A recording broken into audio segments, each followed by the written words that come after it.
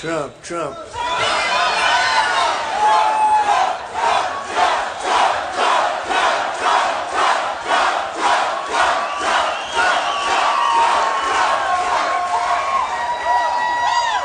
I was telling some of the folks backstage, I never ever thought we'd do this well this fast. This has been so incredible. What's happened all over, but what's happened in Iowa, it's been really incredible. We've had some amazing results, and they continue to come in. Get a little shake up in Iowa. I don't know what's going on. Somebody said, are you going straight to New Hampshire? Now, I love New Hampshire. We've got great numbers, 38-12. That's good. But we fell a little behind in Iowa, and some people are saying, how can it be? And I come out, I was just telling a group, we have the biggest crowds, we have the most enthusiastic crowds. Everybody said, and it's true. I mean, look at this. Somebody else would come, they'd have like 50 people, and they wouldn't need this room, believe me. But everybody said, without question, in every poll, this isn't just here, that the people that are with Trump are with Trump. They don't go anywhere. They're staying. It's true. I see it. I see it. And we've seen it. You know, a couple of times they say, well, that could be the end. Then they do something, I'm 10 points up. It's the craziest thing, right? But we'll take it. But they say the people are we have the most loyal people by far, and everybody says it. The other thing they say is for leadership, number one. Very important, right? Don't you think?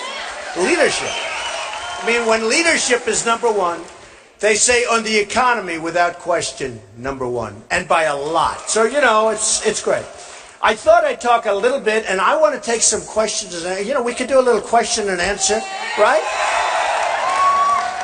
We have all these cameras going back here, and you know, it's always tough when you're on live television all the time. Look, we have 10 topics, right? How many topics? 10? How many different ways can you talk about the 10 topics? The bottom line is we want results, we want to get it done.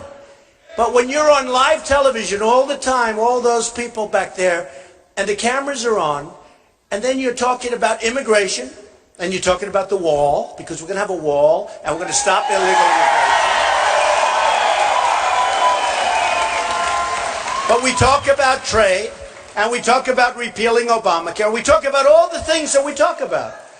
But, you know, you have these points, and we can talk about them in different forms, in different ways, and give different examples. But in the end, it's really about results, isn't it? Right. It's really about results. And you can only talk about the same subjects on live television so many different ways. I talk about industry. I talk about commerce. I talk about how we're losing our jobs to all of these different countries. And I give different examples. But it's still going to be a certain number of subjects. I talk about Second Amendment. I talk about 14th Amendment. We talk about amendments. You know, that Second Amendment, they want to take it away from you. They really want to do things, and it's not going to happen. It's not going to happen. At least with me, it's not going to happen. That I can tell you. So I said today, you know, we'll talk for a little while, but I want to do some question and answers. I want you people to excite me for a change. Is that okay? I want to be excited. And so we're going to have some fun. So we're going to do that. A few things, I want to bring up a few new subjects too. So, immigration, we're going to be doing a very strong number. It's killing us. It's killing us. And it's bad for the economy. It's bad for all of this illegal immigration. And I have to tell you, legal, you come in and we're going to have a good time and you're going to be there and you're going to do great. And visas maybe work. Maybe there are cases where you need people in and we'll do something. We're not going to hurt our economy in any way, shape, or form. We're going to make our economy much, much stronger. But we're also going to get jobs for people that are here. People with us. We're going to get jobs. We're going to get jobs. But the illegal immigration, you know, I did this and I made my determination. I took a deep breath because I'll tell you what, it takes courage to say, I'm going to run for president. It really does. Especially in my case where I have a great business and I love my business. I love doing it. I never even see. I mean, I own some of the great properties in the world. Doral in Miami. I may never see it again. Turnberry, thank you, I love you, look at her. Turnberry in Scotland, one of the greatest, home of the British Open and all that. I may never see it again. All of these incredible places that I have, but more than that, it takes courage. Because when you do it, you're putting yourself out there beyond anything that anybody's done. And it even takes courage for a politician to do it. Now, at some point, some of these guys have to leave. Don't we agree? It's getting ridiculous. Because, like, tomorrow night we're having a debate. And I wish we had more time for the debate. I wish we had, not in terms of 3 hours, because who wants 3 hours? You know what, I could stand up for 20 hours if I had to, but who wants to watch that long? Hillary's debate essentially lasted for an hour and a half, and I was, you couldn't watch it. You have Hillary against a socialist / communist, and nobody knows that. And honestly, he's not going to win, just so you understand. I mean, he's all kidding. He's not going to win, and neither is she. You're right. Long term. Well, she's being totally protected, because in theory, she shouldn't even be allowed to run. Still, she's being protected. It's a tough game. It's a nasty game, but she is being totally protected. But she's going to beat him, and you still have one more of these guys, O'Malley. So he'll be out like quickly, I guess. I don't know. What's he doing? What do they do when they have zero? They have zero. And I wouldn't say it against our folks, but they've treated me, some of them, some of the zeros have treated me so nastily, right? Because they want to start controversy, and they want to try and pick up some points. And you know what? I'm not even going to mention names. Usually I do. I love doing it. But everybody that's hit me so far has gone down. They've gone down. And they've gone down bigly. But, and a couple of the ones and zeros, they're the ones that hit the hardest. I mean, they're like desperate people. But they hit. One of them has a 0 with an arrow pointing to the left. That means less than 0. And I don't understand. What does it mean? I assume it's a typo, but maybe not. But when you look at the things that are happening with our country, the trade situation with not just China. I talk about China all the time because that's the main abuser. That's the biggest abuser. The numbers are astronomical. Almost 400 billion a year in terms of imbalance. Think of it. 400 billion a year. And they send stuff over here, but we can't send stuff over there. They tax us. Big tax. A friend of mine can't get his stuff over there. The tax is so big. Big tax. Somebody bought an airplane in China, here, can't get it over there. It's a spoiled guy, a rich guy, bought a beautiful plane, can't get it over there because the tax is so massive that now he's selling it in this country. Because China won't let him have the plane and he has to pay a tax. I won't even tell you what the tax is. It's so astronomical that I don't even believe it myself, so I'm not going to say it because those guys will say, well, he was wrong. All I can tell you is it's a massive tax. Like, you don't buy planes here, because if you do, you won't be able to get them back in. And here we accept all of their product. So we have almost a $400 billion trade imbalance with China. We have a $70 billion trade imbalance with Japan. We have a, with all that's going on now in the South China Sea, and you look, well, we have a destroyer, relatively small ship over there. I don't know if I'd want to be the captain of that ship right now, but they're being sort of mocked and scorned, and a lot of bad things can happen. But we have an agreement with Japan, and I love Japan, I love China, I love all these people, but their leaders are killing us because they're smarter, sharper, more cunning. The leaders of Mexico are killing us at the border and in trade. They're taking so many of our companies. Even Nabisco, my Oreos, they're taking Nabisco. Right? I'm never eating Oreos. I tell it all the time. They had some Oreos before in the plane. I said, I don't want to touch them. Bring them back. Are you allowed to bring them back? Bring them back, right? But I'm not happy. They're leaving Chicago and they're moving their big plant to Mexico.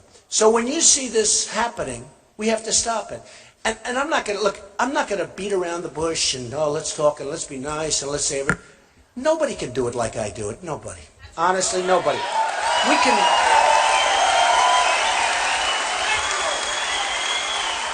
I'm not saying I'm perfect, because I'm not perfect. Nobody's perfect. But thank you. I love this guy. Handsome guy. I like him. Very good. No, but nobody's perfect. But I'll tell you, when it comes to that stuff, there's nobody better. Carl Icahn endorsed me the other day. He's one of the great traders, one of the great deal makers. He says, Trump, Trump. You know, and he's not somebody that just do it. He wants somebody that knows what they're doing. He understands. You talk about corporate inversions and all of the things that are going on. Corporate inversions, you know, many of the companies in this country have trillions of dollars cumulatively. They think $2.5 trillion overseas right now. They can't get it in. And everybody agrees that we should bring it in. The Democrats and the Republicans. They've agreed for years. They can't make a deal because they have no leader. It's not like, oh, gee, we disagree on Obamacare, or we disagree on something else. Although I must tell you, many of the Democrats that I speak to, because I'm friendly with all of them, I'm friendly with, like, Republicans, I get along with everybody. You know, everyone said, oh, you won't be a unifier. I'll be the greatest unifier of all. Why, is Obama a unifier? But I will tell you, many of the Democrats that voted for Obamacare would never have done it now, and they were lied to. 28 times, right? You can keep your doctor, keep your plan, keep your this, everything's going to be great. Turned out to be a total lie. 28 different times that they know of. And they wouldn't have done it.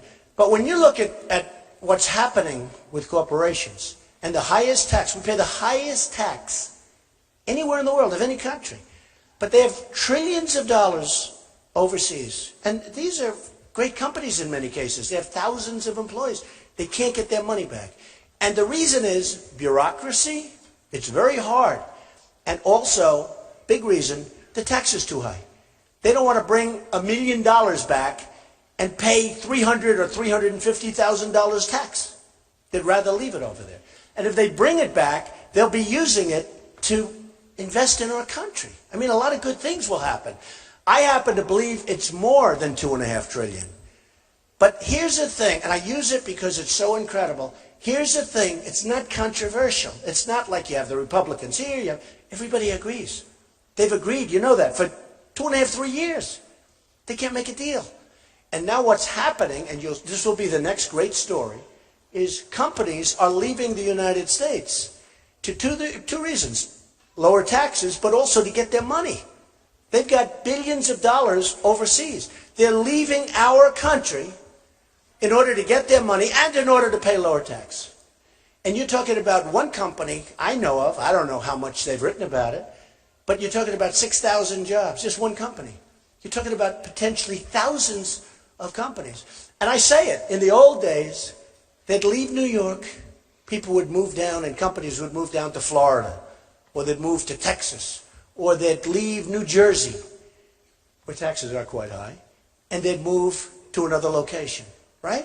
Now, they leave our country and they go to other countries. That's what's happened. In the world of the internet and the world of very fast jets, it's a different world out there. And there's no loyalty. They're paid a lot of money to make a lot of money for their shareholders. And some of them actually are foreign. They'd like to move back to these countries. They bring in executives that are from Ireland, from other places. And they don't mind. They have no loyalty to the United States. So my plan, my tax plan, is something I'm very proud of. We're going to solve corporate inversions. I'll tell you what, we will have that money back. If I get elected president, that money will be back so fast your head will spin. Nobody else will be able to do it. Nobody. Honestly, nobody else even knows about it. The other candidates, most of them don't even know about it. It's not their wheelhouse. Okay, it's just not. It's not their thing. It's not their thing. Their thing is getting reelected. That's what they're good at. They get reelected, and they make promises, and they're all talk, and they're no action. And the same thing happens with these politicians. It's always the same. So we have so many different things, and what I've done with our tax plan, which is something I'm very proud of, we've brought it down into a few groups, because right now, you have to go out, people that aren't doing well, go out and hire companies to help them with their tax plans. They'll pay $500, $1,000, because it's so complicated, and we're going to make it nice and simple. And we're getting rid of carried interest, which is something that a lot of rich hedge fund guys love. But we're getting rid of, they don't love me so much anymore. But I don't care. And we're getting rid of a lot of things. So we're going to have a nice, simple tax return. Somebody said, oh, why isn't everybody paying? You know, 40%, a big percentage, will not pay any tax at all. People that are doing badly. They said, well, I won't use the candidate's name because I don't want to insult any candidates when they can't defend themselves. But they said, we want everybody to pay at least something. And I said, I agree. Here's the problem. From the standpoint of bookkeeping, from the standpoint of bureaucracy, you're talking about millions and millions of returns. You're talking about building the IRS even bigger. And it's a monster. And I could cut it down, way down. And the money that you're talking about is far less than the administrative costs. So I said, I agree. Except for one thing. From a practical standpoint, it's too much. Most of these people aren't paying anyway. What I want to do is bring our jobs back from China. Bring our jobs back from Mexico.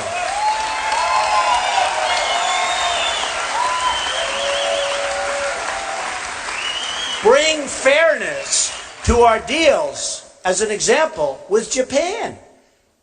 I was in Los Angeles. Ships, the biggest ships you've ever seen. Cars are pouring off into this country, made in Japan.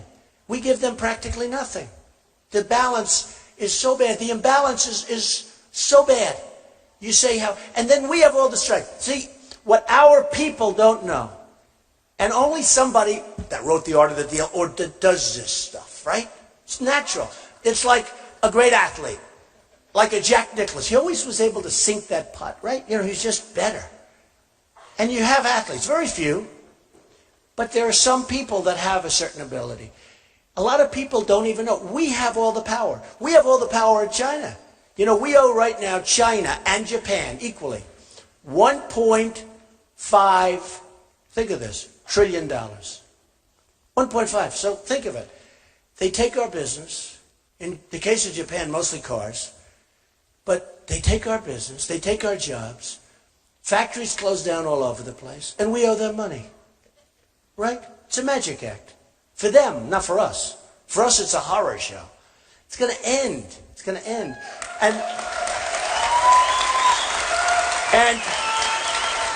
And people like Carl Icahn and people like the best I know the best negotiators in the world. Some of them I think are horrible people. I'll be honest with you. I don't care.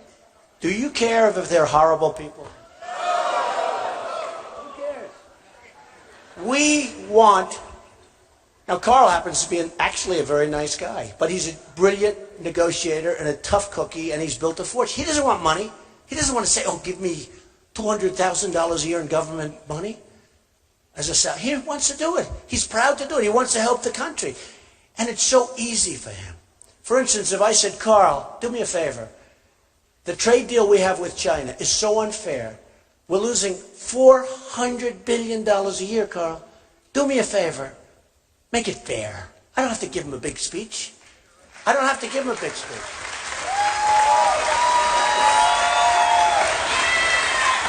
I mean, I can tell you that within a very, very short period of time, things will straighten out. I mean, things will straighten out. And it's going to be to our benefit. But think of it. If we're losing that kind of money, that imbalance, it's an imbalance. Some people would say that's not really a loss. It is a loss. If we have that kind of an imbalance, and supposing you brought it back to zero, or even if we lost $100 billion a year, that's a lot of money. Believe me, I couldn't sleep it. If I brought it to $100 billion a year, get rid of me in 4 years, all right? But supposing we brought it back to 100, or we brought it back to zero, do you know what that means for this country? Do you know the kind of money you're talking about? Then jobs would start coming back. Lots of good things would happen. Lots of great things would happen. And maybe our babies who have all these toys all over the place, maybe they'll have 75%. And maybe you'll like them better.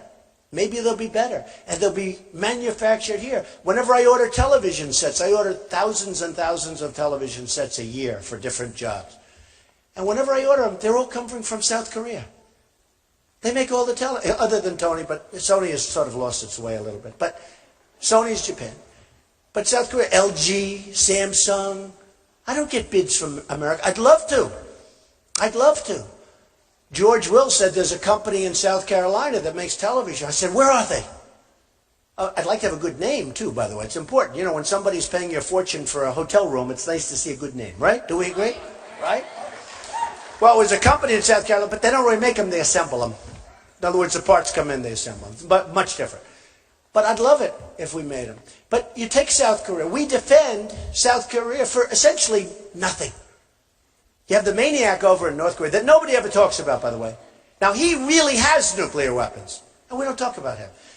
We made the worst deal ever made with Iran, right? The worst. No. These are the people that represent. These people are incompetent or stupid. You know, somebody said, you shouldn't say stupid. It's not, but it's true. They're stupid. I think. Unless, I don't know. Is there something going on that we all don't know about? Think of it. Point after point we lost. We lost everything. We're giving them $150 billion. It's hard to believe. They're going to have all the... They don't have to develop... I tell somebody, they don't have to develop nuclear. They can buy it. What the hell do... Why should they develop it? They can buy it. And now all of a sudden they're going into Syria. They got so much money. They're a terrorist state. They're going into all of these different places. We're fighting them in Yemen, and yet we're making a deal with them. So why don't you say, hey, Yemen, out. Our prisoners, I want them back. I want them back. I don't want them over there. I want them back. And all we have to do, very simple, is if you have the right messenger. I'm the right messenger. You know, I've gotten to a point where I have to be braggadocious. It's terrible, right? Because I can't be so nice and say, we can all do a wonderful job. People can't do this kind of stuff. For instance, the wall. I said, I guarantee you that we're going to build a wall. It's going to be a real wall. We're going to have people come through, but they're going to come through illegally, or they're going to come through with visas, which is the same thing, if we need them.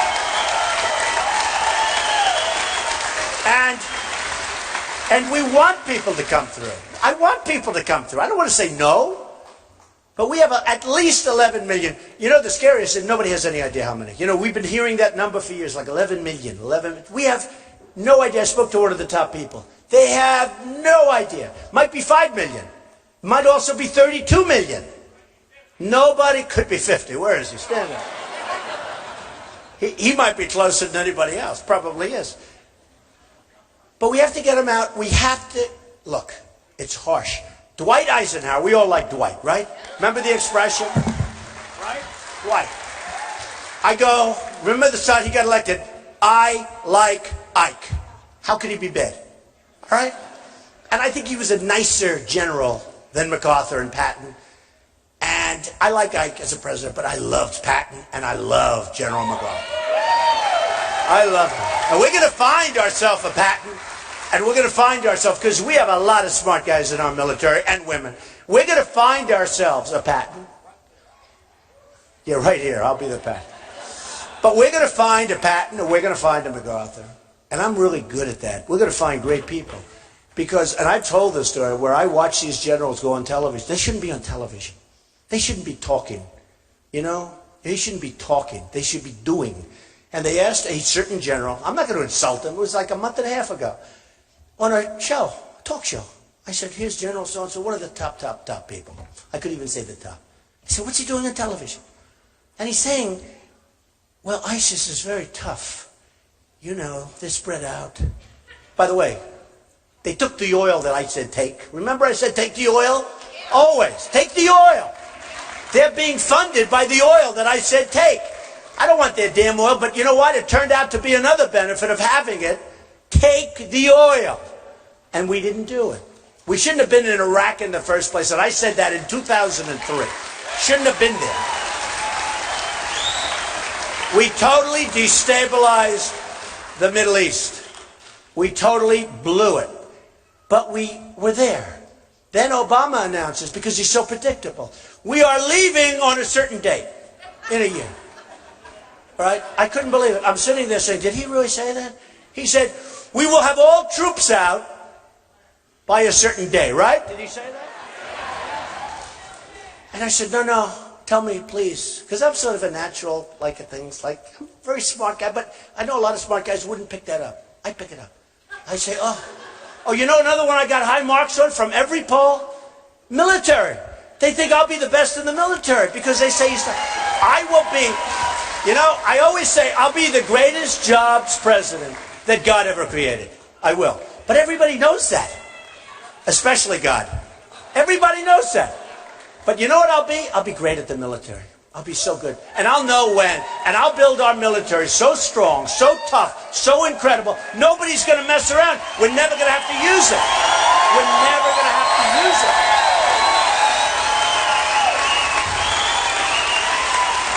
And I'm going to take care of our vets. Believe me, they're our greatest people. And our vets are not being treated as well as illegal immigrants. I'm going to take care of our vets. So, go back. So, the word is unpredictable. I made a business deal a year ago. And the guy, I beat him so badly. It was so beautiful. It's a beautiful thing. It's like a picture. For me, it's like a picture. That's my own problem, I guess. But to me, it's like a painting when you can do something like that. So I made this deal, and it was great. And they did a story on me recently, and it was a nice story. And I said, I hope they don't call this guy. They ended up calling this guy, what do you think about Trump? And he said, but in a respectful way, he said he won because he was so damn unpredictable. We didn't know what the hell he was going to do. That's a positive thing. That's a positive thing.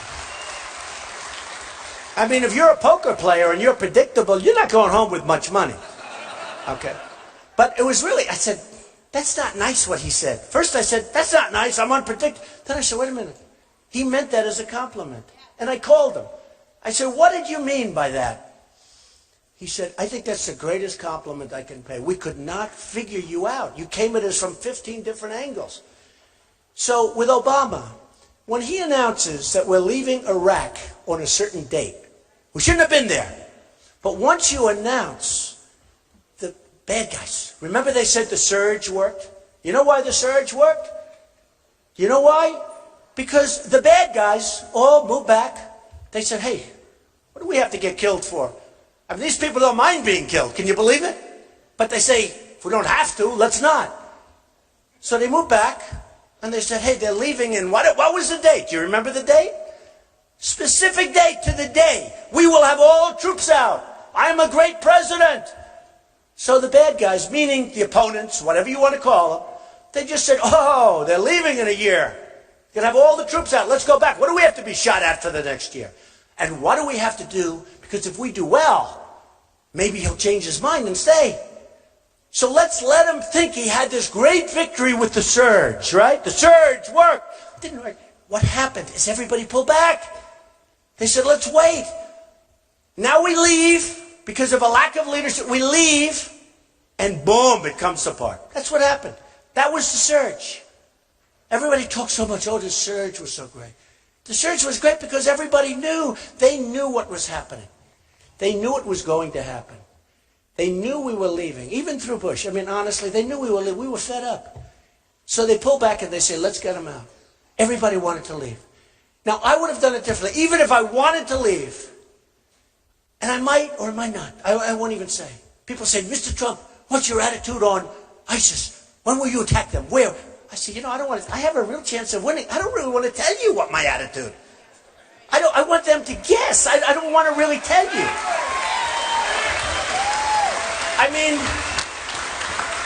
the one bad thing about our system, we have a system that's got flaws, let's face it.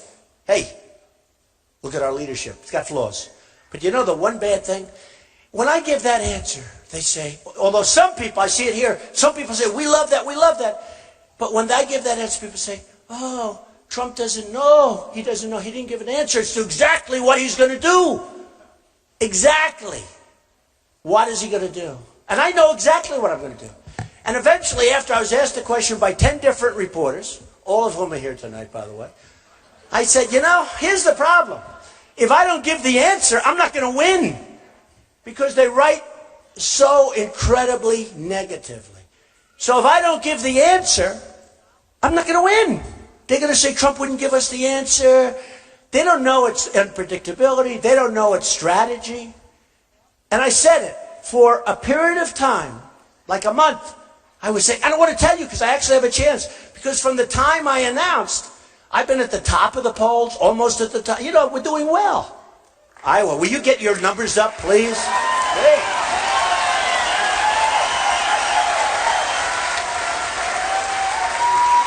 Will you get these numbers up? I promise you, I will do such a good job. First of all, I am a great Christian, and I am. I am. Remember that. And I do well with the evangelicals. But the evangelicals left me down a little bit this last month. I don't know what I did. But I am a great Christian. I'm a believer, and I believe in the Bible. And I even brought my Bible a month ago to a group signed by my mother, Mary, and with the address and the date. I won't tell you what date it was because you possibly think I'm younger than that. But she didn't want anybody taking my Bible because that was very important to her. So it has I was so cute. She has the address, has the date. But I said to myself, you know, so by the way, before I forget, will you get the numbers up, Iowa, please? This is ridiculous. I mean, what is my competition? In all fairness, what is my competition? Do you think these guys, I'm not going to say Carson. I'm not going to say Rubio, who really is way down. I mean, I am second. It's not like terrible, but I don't like being second. Second is terrible to me.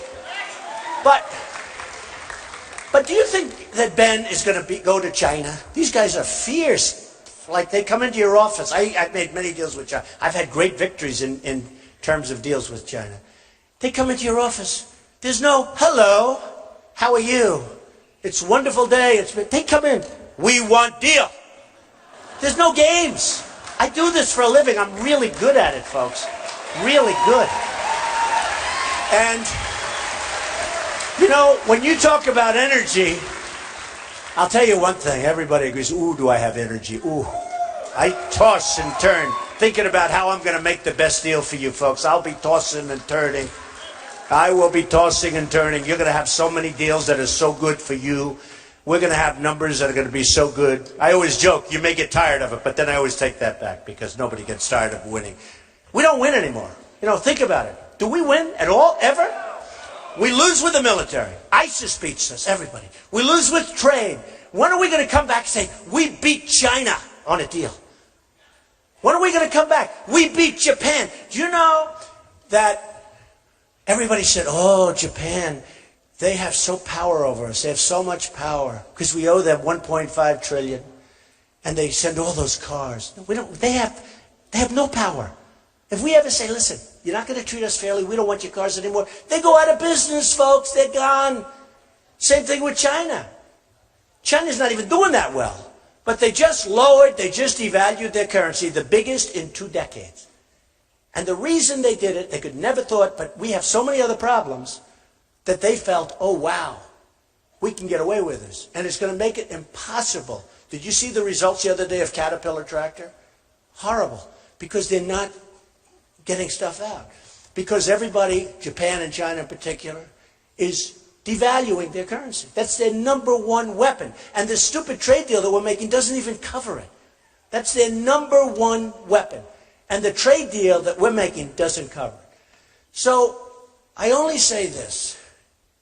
And you know what? People might say, it's terrible. He's a terrible person, a terrible human being. He shouldn't, but I'm going to vote for him anyway. Okay, that's fine. I'm actually a nice person. I only say this. Nobody can do this stuff better than me. And I know all the guys I'm running against. They're wonderful people. Some of them I really like, but who cares? I was talking to one of the candidates the other day. I was talking about corporate inversions, and they didn't even know what the hell I was talking about. They had no idea. It's not their thing. And unless we stop all of the things that are going with other countries, and unless we make great trade deals, we're being eaten alive. That's why when you look at the phony numbers, we have 100 million people in our workforce that aren't working. Our real unemployment rate is probably 30%. It's not 5.3%. That was done for politicians, so they look good. It's not 5.3. How can you have 5.3 when you have 100 million people? You look for a job. If that young guy, that handsome young guy with the red hair right there, if he comes out and looks for a job, that's right, I'm talking about you. His mom is very happy. But if he comes out and he goes into the workforce and he looks for a job and he goes through college and all and he does well and then he can't get a job. And when he gives up, because at some point after months you give up, they essentially consider you employed. It's the most ridiculous thing. We have a tremendous tens of millions of people in that position. They can't find jobs. They're good people. They want to work. They can't. But it's not reflected in the real numbers because the politicians want to look good. So let me just, before we take some questions, I'm going to talk about something I've never really talked about on stage. But we should talk about it. It's called super PACs. It's one of the great scams of all time. It's one of the great scams. So we sent out, I think I had, and it's not me, people set them up. And I don't know, maybe they're setting up for my benefit. Let's take me. A guy sees me, likes me, sets up a super PAC. I don't talk to him, I don't do anything, but I think we had either 9 or 5 or 11. We don't even know. They're all over the place. Trump. One of them called it the Art of the Deal PAC after the book. They have all these PACs. And the money comes in. What do they do with the money? I don't know. And we aren't supposed to call them and everything. Okay. So we wrote a letter, a legal letter to, I think either 9 or 11 last week, saying, we don't want the money. Send it back. Because, again, what do they do with it? If some guy that's having a hard time all of a sudden has $2 million sitting in a super PAC, do you think he's going to take ads for Trump? Maybe. And maybe not. So we sent the money back. It's a scam, super PACs. A scam. It's a disgrace that we have them. A disgrace. And I'll tell you, I read a number with, as an example, Ben. Ben is paying 70 to almost 80 cents on the dollar to raise money. So when you read he has all this money, he's paying a lot of money, and that's not reflected yet. So when you hear they raised 20 million, they're paying. Now think of it. Who pays? The number I actually heard was 79, but these guys will check it. So I'm telling you, it may be off, but you all know it's a lot. I think they said 79 cents on the dollar. Think of it. To raise the money, they take 79 cents before they get to use the money for what it's supposed to be. Somebody's making a fortune. I know in Romney's campaign, a couple of guys walked away with millions and millions of dollars. Millions. They became rich raising money. It's better than being a real estate broker. For the people in real estate brokers, they take these massive percentages of the money they raise. It's a scam. It's a scam. Now, in Ben's case, his super PAC is running Iowa. And let me tell you, the people that are running that super PAC, even if it comes in small donations, those are the real bosses. Those are the bosses. In the case of Jeb Bush, you're not supposed to deal with your super PAC, right? So it was in the Wall Street Journal the other day. He has a super PAC fundraiser or something in a hotel. And right next to it, he had his campaign. Ballrooms. Did you read that? 2 ballrooms. One here, right next to each other. By coincidence, of course. They're not supposed to be coordination. They're not supposed to be talk. They're right next to each other. And that's nothing compared to what some of them are doing. It's a scam. And it should be stopped. And it's unfair to somebody like me that is spending my own money.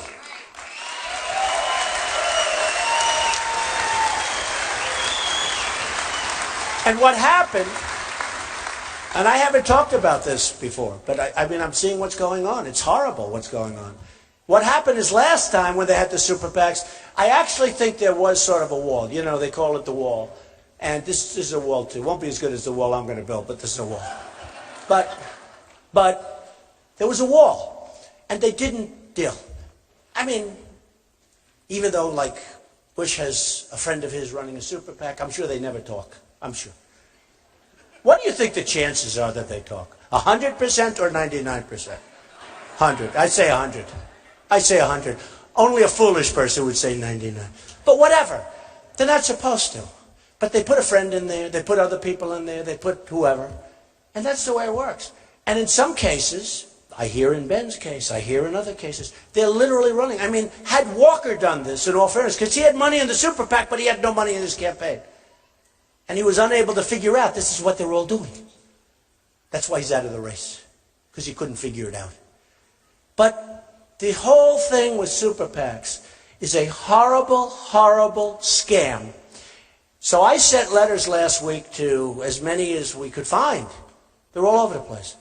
We want you to close the super PAC. We want nothing to do with it. We don't want you to advertise for us. We don't want any of the money. Go home and ideally give the money back. They don't even have to give the money back, as from what I understand. They don't have to keep it. They'll probably, if they actually raise money from me, they'll say, what a horrible thing he just said. I think we're going to support somebody else. They can do that. But the super PACs have total control over the people running for office. Total. Nothing over me. Nothing. Nothing. I feel it's very unfair. I mean, I feel it's a very unfair situation. Now, if they want, they could have full disclosure and everything else, let the candidates get everything, but what are they doing with this whole thing? And I think it makes dishonest people out of people that might be honest. But the super PACs are controlling your candidates, some more than others. Some are unbelievable. And what the press should really do is take a look at how much money is left. When you read that Ben raised $1, how much is left after he pays all of the consultants and all of these people? How much is left to spend in the campaign? You'll be amazed. I mean, it's so little. Bush, the same thing. And I'll go over, there are other names. I know every one of them. But it's a horrible thing that's taking place. And again, last cycle, at least they went through the motions. Now they're not even going through the motions.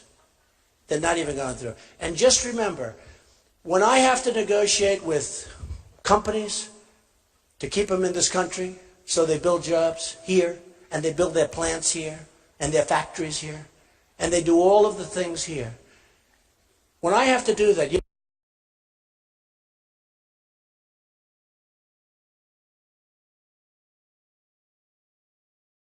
know, John Deere, I've paid them tens of millions of dollars. You can even check.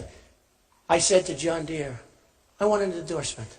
I don't know if they'll give me an endorsement. I tell you, if they don't, they're not so smart. You know, I guarantee no other person gave John Deere. I mean, I bought probably more than $10 million worth of John Deere equipment. I love it. You know why? Iowa. I love it. I love it. When we can. And it's, by the way, it's a great company. It's a great company. But I buy a lot of stuff from John Deere because I have a lot of big developments that really require John Deere type equipment. I don't have to buy from them. I could buy from others. But I want to steer it to them when I can.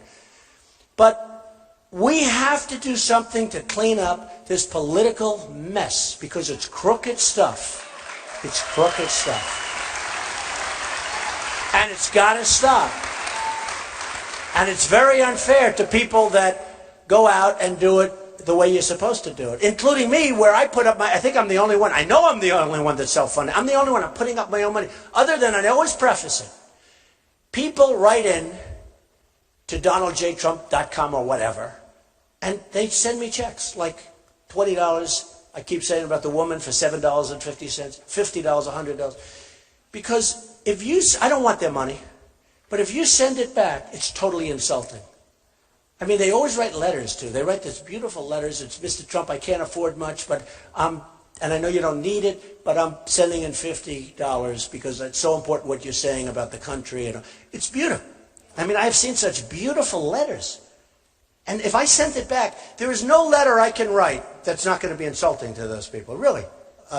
Dear Mr. So-and-so or Mrs. So-and-so, I don't need your money and thanks a lot, but we're going to do it ourselves. It's like, if I got that back, I'd say, who the hell does he think he is? So we take that, and it's something that I think is important. So I always preface it by saying, I don't consider that funding, but I'm self-funding my campaign. And I'm getting ready to put up millions. Millions. And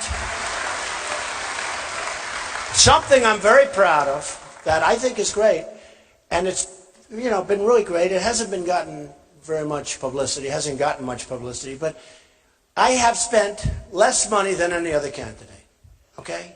By far, I think. I don't know, probably a couple of guys that have nothing, so they just go around from, but I was told I spent less. And I had the best result, because in most polls, I'm number one. Now, until Iowa came along, I said every poll. And then Iowa came. What the hell are you people doing to me?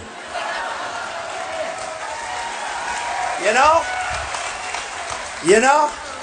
I'm telling you. They said, why don't you skip Iowa? They told me that. Everybody said, skip Iowa. No. All of the political geniuses. A man just interviewed me backstage. Great reporter. He's actually a great reporter. Of course, if he writes a bad story, I won't say that. Right? Then I'll read. But he is. He's a great reporter. And he said, would you ever think of maybe skipping Iowa, going right to, right to New Hampshire? And then you go to South Carolina, where I'm leading by massive. You got to see the rallies we have. They're incredible. But you go to New Hampshire. You go to South Carolina. You go to Nevada. You do the SEC. And skip.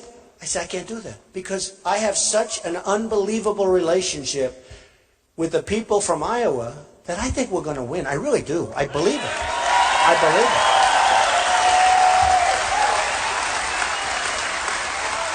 And I don't want to skip Iowa. I think we're going to do well. I think we're going to do great with the evangelicals. I think a lot of things are going to come out over the next period of time that are not going to be so good for opponents, honestly.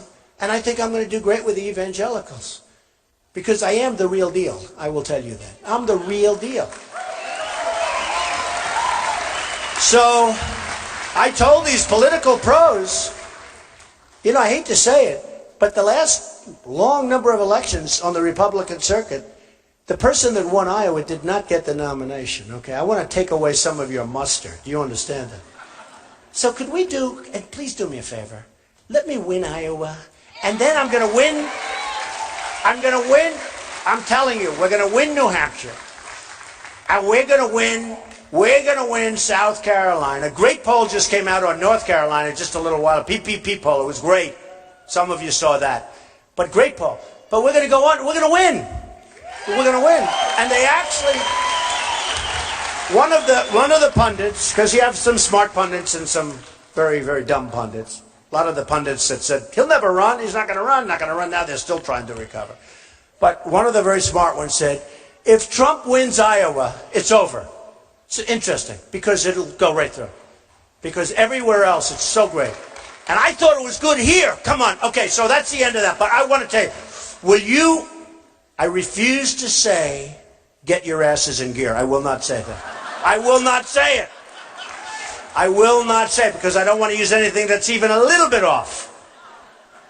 So will you please do me a favor and work with my people and go out on February 1st and vote and give us a victory? And if I win Iowa, we're going to run the whole table.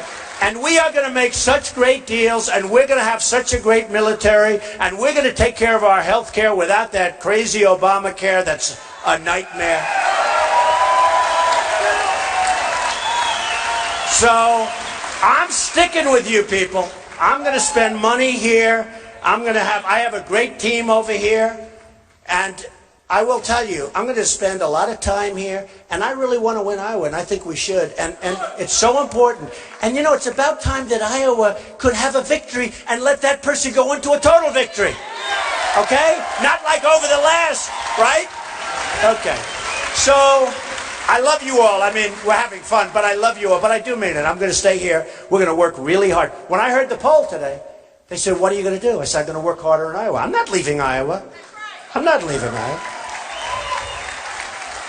Now, if I lose Iowa, I will never speak to you people again. That I can do. Okay, let's do a couple of questions, right? Come on. Where's your mic? Where is that mic? Nice questions, vicious. I don't care. You can ask me anything you want. Okay, come on. You know right. Tana? Yes, all right. You got a good one for him? Go ahead. All right. Go ahead. How are you? Good, thank you. It's going to take just a second to preface this. I want you to know I'm married. I've got 8 children. Good. My wife stays at home. I have a pretty average income, okay? What I want to know is, in the war on poverty, we've spent $20 trillion. about the same as our national debt, yet Right. the poverty lines are the same. I made good choices. A lot of people make good choices. We pay for people to make bad choices. What are you going to do to cut some of that out to stop the Yeah, it's a great question. You know, we have now, I mean, and the numbers, they just came out. We have 50 million people in poverty in this country, 50 million. Now, you look like you're doing pretty well in all fairness, but still, we have 50 million, we have 46 million people, and they're getting food stamps. 46 million. Think of it. You know, we talk about how well we're doing. So we have 50 million, almost 50 million each, between poverty, food stamps, and it's got to end. One of the problems is we don't have enough jobs in this country. It's very simple. You know, it's so simple when you think about it. Our jobs have been taken away. And I'll tell you what else. Middle-income folks, their salaries haven't gone up in 12 years. People are making less wages now than they were 12 years ago. And other things have gone up. So they're really doing much worse than they were doing 12 years ago. But that's an amazing stat. That people, and one of the reasons they say I'm doing so well, because I let people know. We're going to bring jobs back. We're going to bring industry and plants. We're going to bring it all back. And nobody else can say that. We're going to bring it back because a lot of the folks in this room are doing worse than they did 12 years ago, and they're working. Then the other thing, you have a lot of part-time jobs. I have some people that I know very well, and they've had a job for 20 years in the same place. All of a sudden, they're working part-time because of Obamacare. Because from an accounting standpoint, it just works better. They love the owner, their stores and things. They love the owner. They think the owners are great. But the owner's forced to make part-time. They have part-time jobs. They work all their life. They have a wonderful company that they're working for. And now all of a sudden they're cut into part-time jobs because of Obamacare. Because of the rulings of Obamacare. And you all know what I'm talking about. So they end up being part-time workers. And they don't want to be part-time workers. They don't even like the psychology of being called a part-time worker. And we're not going to have that stuff anymore. We're not going to have it anymore. We're going to have real jobs, and the numbers are going to go up, believe me. The numbers are right now worse than 12 years ago, and that's a shame. Go ahead. Another question? Yes. Mr. Trump, you're going to love meeting Todd. He's a wounded warrior, and I told him how much you love the vets. Todd, what is your question? Hey, Todd. Hey, how are you? These are our greatest people, the wounded warriors. These are the greatest. The best. Great, Todd. Lost my train of thought there. Is that your daughter? It is. Wow, she's so beautiful. Yeah. Wife? Wow, beautiful. What a family. Good. Okay. I want to come. I got to say hello to Todd. Look at this guy. Oh, I told him you love him. What a look. Hold it, Todd. Wait. Didn't I tell you how much he loves his vets? I told him about you. That's a perfect family. Beautiful family. Go ahead, Todd. I just wanted to ask, one of the real struggles after 21 years of active Army service, especially with the 101st Airborne that deployed constantly, what else with the current administration, warrior care is lacking, to say the least, and especially after, post-service. My wife, April, here is my full-time caregiver, compensated by the VA. I don't work anymore since I was told I was leaving the Army. What else will the Trump administration do better than the Obama administration? Is the VA not doing the job? My wife could help you with that one. Right now, he needs some more treatment, and I'm being told from the VA that you have to go through this new choice program, but we can't get the appointment. Like, he's not all the time in the wheelchair, but... Oh, yeah. You're going to write out your card, and I am going to put pressure on the VA like you won't believe. Let's see if we can get that, right? Look how beautiful. Look how beautiful. Okay, so we're going to have, hey, I tell you what, as president, I can guarantee it. As Trump, I can say I'll probably be able to pull it off anyway. Because they know it won't stop. It'll be easier to take Todd and just say, look, we're going to work with you, Todd, okay? So will you get me that number and everything, and we'll make sure that everything gets... And somebody else, who else over here? You had problems with the VA also, huh? Terrible? I just hear terrible. And we're going to solve that problem. You know, it can be solved because the waits now for the VA are longer than they've ever been. Oh, it's nice to see you people back there. Well, it's about time. What am I doing there? Why didn't you give me this? But the waits now are worse than they've ever been. Thousands of people dying waiting for a doctor. Okay, dying. And you find the same thing. You say, you have to use your own because they won't do anything. So we're going to take care of our vets, and we're going to take care of the VA, and it's going to be, and one of the things we're going to be releasing pretty soon, but one of the things we're going to do with the VA, we have a lot of hospitals that aren't doing any business. We have a lot of private doctors that could do more business. We're losing a lot of our doctors because of Obamacare. They're retiring, they're leaving. One of them, a friend of mine, said, I have more nurses working for me now than ever before, but I have more accountants. And the end result is a disaster. He's getting out of the business. He's got nurses, but he's got more accountants than he has because the paperwork is so crazy. So one of the things we're going to do is, if Todd or if you or if somebody has problems because of the waits, because the waits are unbelievable, 5, 6, 7 days sometimes, they're going to go to a private doctor, they're going to go to a private hospital or a public hospital that's in the area, and we're going to pay for that, and it's going to cost less money. It's going to cost less money than the system we have now, and you're going to end up getting much better care. It's going to cost less, and you get better care. So anyway, Todd, we're going to take great family. Great. Thank you. Oops, hold on one second. Hold on one second. We can't wait till Melania puts class back into the First Lady. We can't wait. And my question, I heard you talk about, she's beautiful, and we can't wait to see class. Love to be. What's your question? My question is, you talk oil. We have people, refineries, new refineries that have not been built. We haven't had new refineries in the United States since the 70s. Keystone Pipeline, what will you do with that?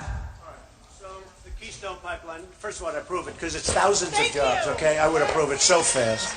So fast. And Hillary should have approved it. You know, Hillary wanted to approve it, but she's been dragged so far left that she's, you know, forget it. It's a disaster. So I would approve it. But with that being said, I may want to make a better deal. Because you know what? We're bringing oil from Canada, right? I may say, I want 10%. We're going to approve it, but I want 10%, 15%. Because the truth is that the Keystone Pipeline was better a while ago than it is now. Because we have so much, because of new technology, we have so much energy underneath our own feet with the fracking and all of the other things that have emerged over the last 5 years. We have so much energy, and it's great stuff. We have really great quality, higher than Canada. You know, they have the tar sands, which is a problem for them. Very expensive to get it out. We have great stuff. So I would approve it because I love the jobs of building it. I love the jobs of building it. But I may just say maybe we should get 10%, 15%, maybe 20% as that oil flows through our land.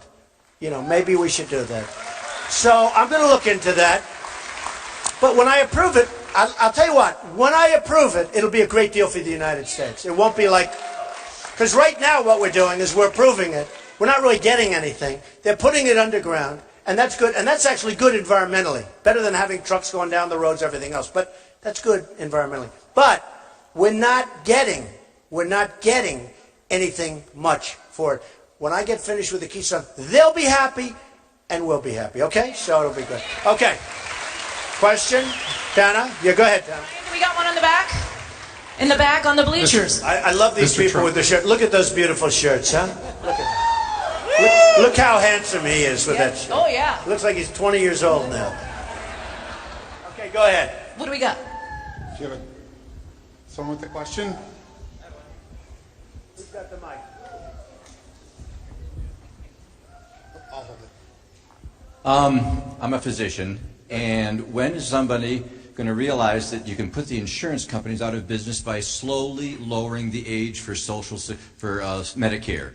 And once everybody gets to Medicare, they love it. That would put the insurance companies out of business. We'd have one system. Why doesn't anybody have enough guts to talk about that? Well, I'll tell you, in all fairness, Ben Carson said yesterday or the other day that he wants to abolish Medicare, okay? And you know what a disaster that is. Now, I'm sure at some point he'll take it back, but he said he wants to abolish Medicare. And one thing, people do like their Medicare. They do like it. And you are bringing up a point that I've heard before, and we're going to be looking at a lot of different things. But we're going to save Social Security, we're going to save Medicare, and that's the way it is, okay? We're not abolishing like other people. Okay, go ahead, next. You got another one? Okay, Good here we point, go. by the way. Okay, great. Hello. Okay, hi. So, what is your plan for the budget, and how do you plan to finance immigration reform? It's a lot of people. Okay, it's a lot of people, but you know what? It's costing us $200 billion a year, immigration in this country right now. And Dwight Eisenhower, I was going to say, he moved 1.5 million people in the 1950s, early 1950s, moved them out. We had tremendous illegal immigration problems. Dwight Eisenhower, nice guy, he moved 1.5 million people out of the United States. And you know what happened? He moved them right across the border, and they came back. And they moved them again, and they came back. They moved them a third time, they came right back. And then, you know, they were tougher in those days. They moved them all the way south. All the way south. And they didn't come back. Now, we have to do it. We have no choice. We either have a country or we don't.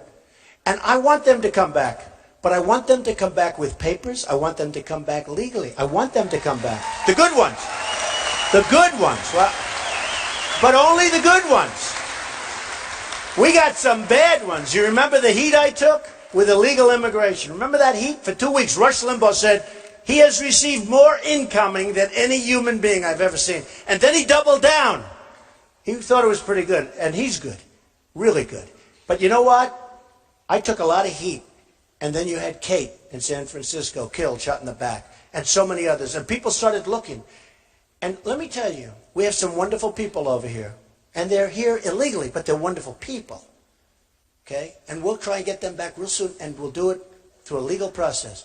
But we also have some really bad gang members. You know, some of the gangs in L.A., they're made up of illegal immigrants. And we have unbelievable police forces that don't get the respect that they should get. They don't get it.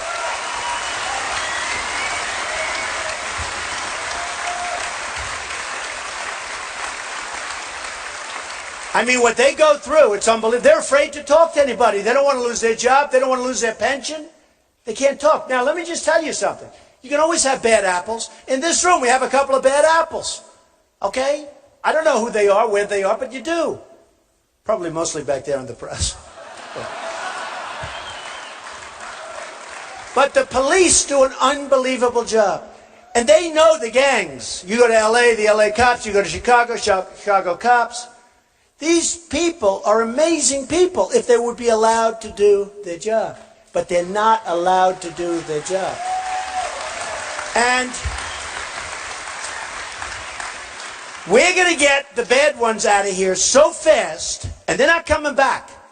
And I don't want to put them in our jails, because I don't want to subsidize these various countries where they come from for the next 45 years. I don't want them in our jails. We have hundreds of thousands right now in our jail. I don't want them in our jail. I heard a couple of these candidates saying, well, they're this, oh, they don't know. Oh, they're such babies. But you know what? They're talking about putting them in jail. Well, I don't want it.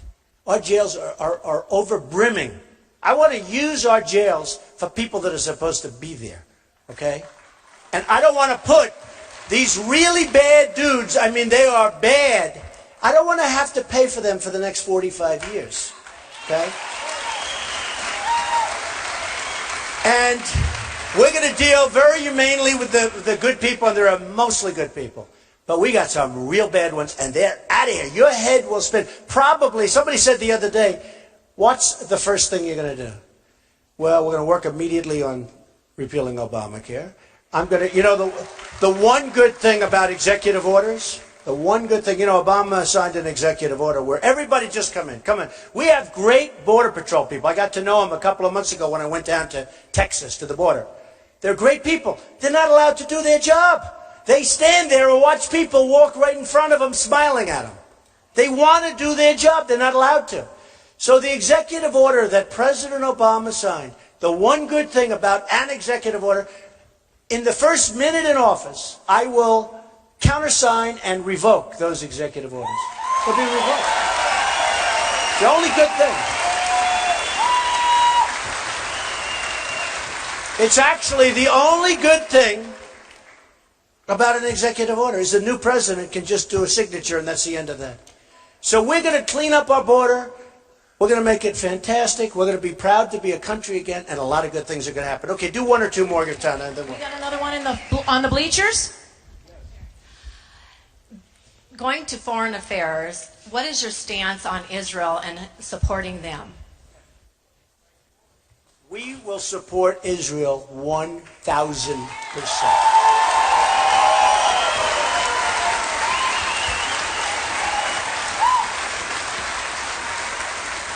Israel feels so left alone, and I know Bibi, and I know a lot of my friends are from Israel, and they feel so left out.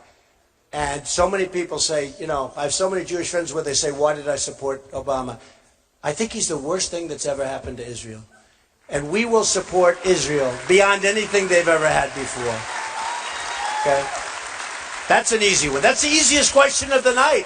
Okay, go ahead, Tana. Okay, we've got a young adult. Okay, hello. Hi, my question is, it goes back to immigration reform. Why is your answer then not to strengthen regulations on drug trafficking, That'll be sex part trafficking? of it. That'll be part of it, yeah. Because I think every issue with the big problems, the big issues on Capitol Hill are very comprehensive, and so I think it's more than building a wall, and I think it's more than just shipping It's out more. people. But the wall's a big factor. It's 60-70%. The drugs are a great question.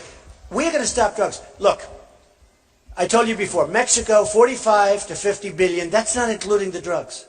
The drugs that are coming across the border are beyond belief. Did you see the picture last week where they had a little wall this big, and they built a ramp for trucks to go over with drugs? Did you see the picture? They think we're playing games. And Mexico's not helping us. Mexico's not helping. Do you know, if you want to become a citizen of Mexico, I love the Mexican people. I have many Mexican people and Hispanics working for me. In Nevada, I'm number one. I'm rated number one in the polls with the Hispanics. Everyone's shocked. Because the Hispanics that are here legally, those people, they want me, they know I'm going to bring jobs and everything else. They don't want people pouring in. But I will tell you, Mexico has got to help us. You know, if you want to become a citizen of Mexico, if Todd wants to become a citizen, you can't get a more beautiful family. If any of us want, if I want to become a citizen of Mexico, well, me, I know they won't take, okay? I was going to say I'm pretty good at getting into things. Now, this is what I'm on. Do you know it's one of the hardest countries in the world to become a citizen of? And yet people pour right through into us. Into us. They call us the dumb Americans. That's what they call us. Because of our leaders. They call us the dumb Americans. If you want to become a citizen of Mexico, you could take the best person in this room, the most qualified. You're not going to do it. They don't do that. And if you're there illegally, and if you overstay, you're bound. You're not going to be there illegally. But if you have a pass for 2 weeks, and you overstay, you're bound. They have cops waiting for you. They have police that say, you know, you have 1 day left. I hear it's unbelievable. I'm impressed, actually. Because to a certain extent, that's the way it's supposed to be.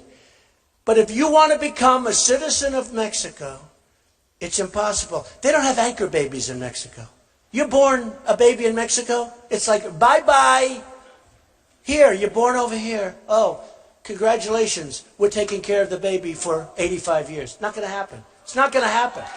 No, it's not going to happen. And by the way, this is important. I sort of looked into this one. The 14th Amendment. It says right there. You know, everybody said you have to go through a whole process. It'll take many years. You have to go through every state. You have to do another amendment. It's wrong. 14th Amendment covers it. And some of the best legal minds in the world said Trump is right. I said, what? I am? I didn't know. I looked into it. Every once in a while you look. The fact is, somebody comes in illegally and they have a baby. We're not responsible.